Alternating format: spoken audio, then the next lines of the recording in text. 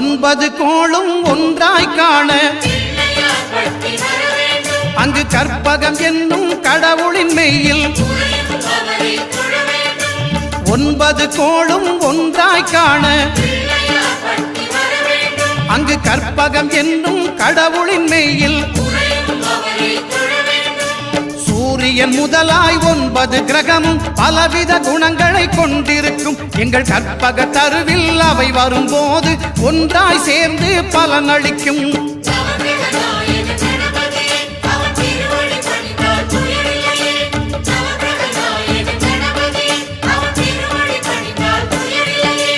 ஒன்பது கோளும் ஒன்றாய் காண அங்கு கற்பகம் என்னும் கடவுளின் மெய்யில்